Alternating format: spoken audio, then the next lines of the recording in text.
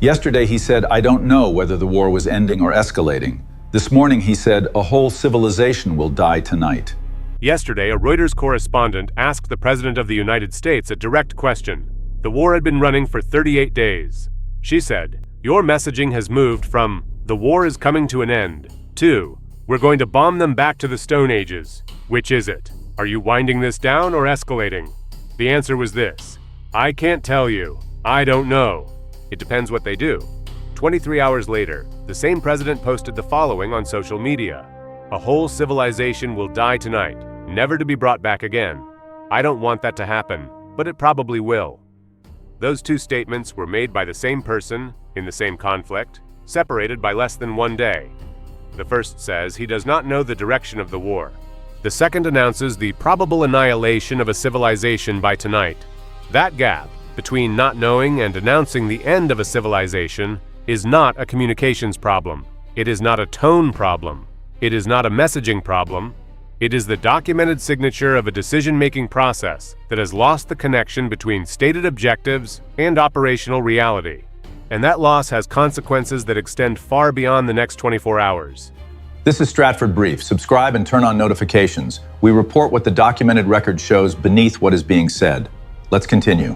On April 6th, at a White House press conference attended by the Secretary of Defense, the CIA Director, and the Chairman of the Joint Chiefs, the President was asked by Nandita Bose of Reuters whether the war with Iran was winding down or escalating. The question was specific and documented. The answer, reported verbatim across NBC News, CBS News, NPR, ABC News, and Mediaite, was, "I can't tell you. I don't know. I can't. It depends on what they do. This is a critical period. They have a period of, well, till tomorrow at 8 o'clock. The President did not know the direction of his own war. That is not an interpretation. That is a direct quotation from the Commander-in-Chief of the most powerful military on earth, delivered in a formal press briefing, surrounded by his senior national security officials, on the record. At that same press conference, the President set a deadline.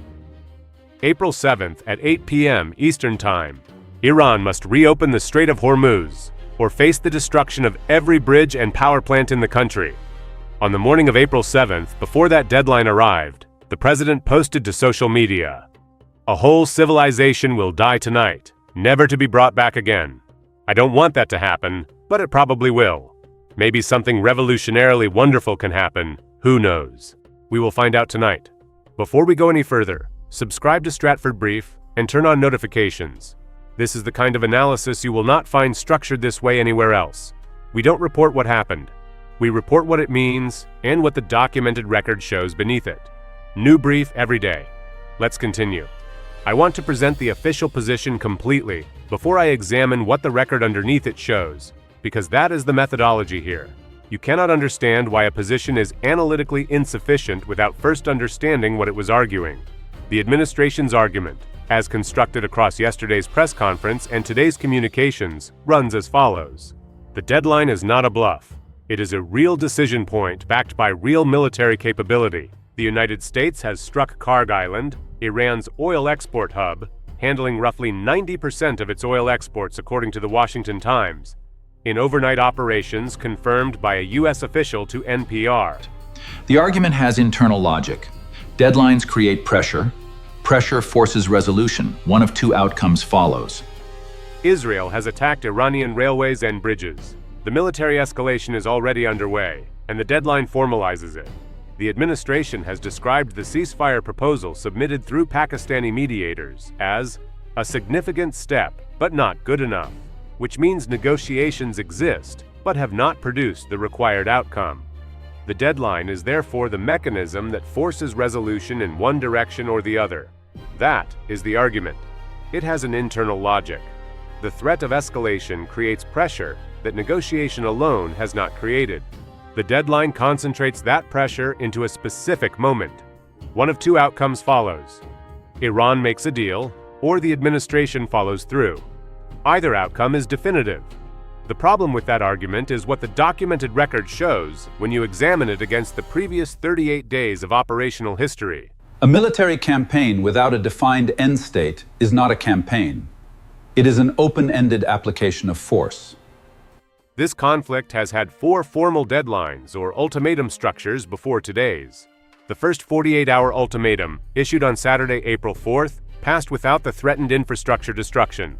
The administration extended it to Tuesday, April 7th. That extension was the second deadline. The stated reason for the extension, that it was inappropriate to have a deadline expire on Easter Sunday, is in the documented record across multiple outlets, including NPR and the Washington Times. I want you to sit with that reason for a moment. The most consequential military deadline issued by an American president in a generation was extended because of a holiday. Beyond the deadline pattern, examine the specific language used across the 38 days. Week 1. The country has been eviscerated and essentially is really no longer a threat. Week 5. The administration describes the conflict as nearing completion. Week 6. Yesterday. I don't know whether it is ending or escalating. Week 6 today. A whole civilization will die tonight. When you map that sequence of official statements against the documented operational record, the Strait still closed after 38 days, oil at over $110 per barrel, an F-15E downed, an A-10 lost, Karg Island requiring restrikes on targets first hit in March. The gap between the characterizations and the record is not a matter of communications style. It is a measurement problem. The metrics being described publicly and the operational reality being managed internally are not the same document. And decisions made under the public metrics, rather than the operational ones, produce exactly the kind of escalating but undefined trajectory that I don't know describes. Now I want to examine the strategic logic, because this is the center of this brief and the place where the analysis becomes specific. Every military campaign requires what strategists call an end state, a defined set of conditions that, once achieved, allow the campaign to conclude. The end state is what you are trying to produce. The theory of change is the mechanism by which force is supposed to produce that end state. Without a defined end state, a military campaign is not a campaign. It is an open-ended application of force, whose stopping point is determined not by achieving an objective, but by exhausting resources, political will, or both. What is the end state of this conflict? The documented record of 38 days shows the stated objectives have shifted in a pattern that does not converge on a single achievable condition. Iran's nuclear capability was cited as the primary objective, and then described as already destroyed, which, if true, eliminated it as a continuing war aim. The Gulf of Tonkin gave broad war authority without a formal declaration.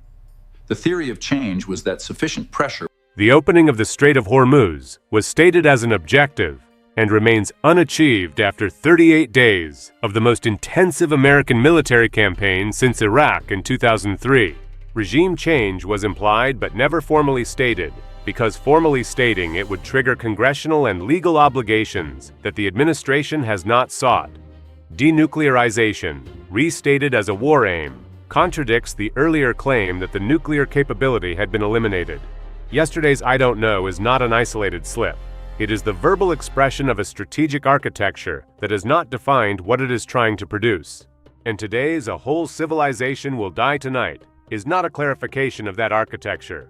It is the maximalist escalation of threat language in the absence of a defined objective, which is the pattern that historically precedes not resolution, but the kind of escalation that produces its own momentum, independent of any political calculation. Let me be precise about what the financial record showed. Tonight at 8 o'clock, the deadline expires. The question is not whether strikes happen, it is whether what happens corresponds to what was said this morning. Because the numbers are specific, and they tell a story that the official communications have not fully addressed. According to the U.S. Energy Information Administration, as reported by CNN today, gas prices are expected to peak at $4.30 per gallon this month. The EIA has raised its oil and gas price forecasts for both 2026 and 2027. The agency estimates that Saudi Arabia, Kuwait, the UAE, Qatar, and Bahrain have collectively shut in approximately 7.5 million barrels per day of crude oil production, rising to 9.1 million barrels per day this month. These numbers represent not just the price at an American gas station. They represent the structural disruption of a global energy system that took decades to build and that does not recover on a political timeline. The EIA's own language is precise on this point. Just as we had never before seen the strait close, we've never seen it reopen. What exactly that looks like remains to be seen. Full restoration of flows will take months. The administrator of the U.S. Energy Information Administration is on record saying that even after a resolution, full restoration of energy flows through the Strait of Hormuz will take months. The price of the war, measured in energy costs falling on American households, does not end when the shooting stops. It continues through the recovery period, which the EIA has not defined as shorter than the end of 2026 at the earliest. The administration was asked about this directly yesterday. The president acknowledged that high fuel prices might last into the summer. He described this as an acceptable cost.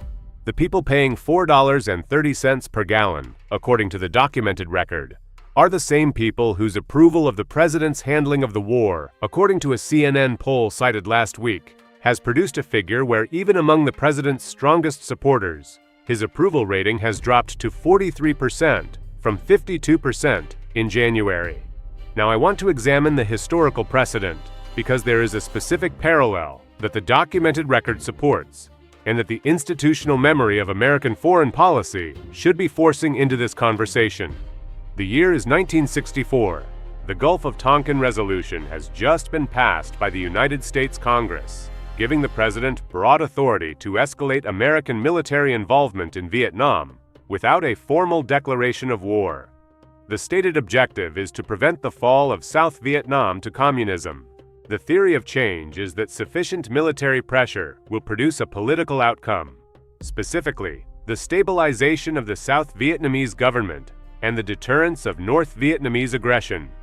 Over the next 4 years, that theory of change will be tested against an adversary that proves willing to absorb military pressure at a scale that the American political system ultimately could not sustain. The gap between what the Pentagon's metrics showed, sortie rates, body counts, territory held, and what the operational reality was producing, a regime in Saigon that could not stand independently, a North Vietnamese military that reconstituted faster than it was degraded.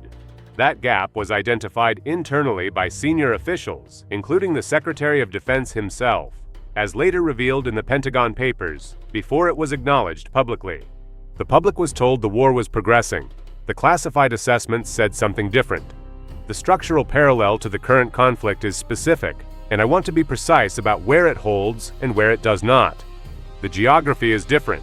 The adversary is different. The military capability differential is different. The nuclear dimension of the current conflict has no Vietnam equivalent. These are genuine differences and they matter. What is structurally identical is the gap between the public characterization of the conflict's trajectory and the operational record of what the conflict is actually producing. In Vietnam, that gap was maintained for years before it collapsed under the weight of Tet in 1968. In the current conflict, the gap is visible in real time, in the same week, in the transition from "I don't know" to "a whole civilization will die tonight." The mechanism is faster. The information environment is different. But the underlying structural problem, decision-making under a public characterization that does not correspond to the operational record, is the same. What is also structurally identical is what happens to institutional credibility when deadlines pass without consequence.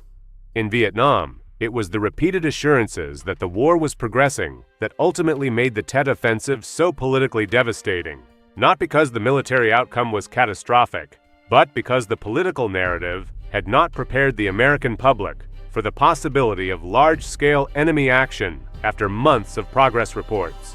The credibility gap, as it was called at the time, was not created by Tet. It was revealed by it. The gap already existed in the space between the official characterizations and the operational record.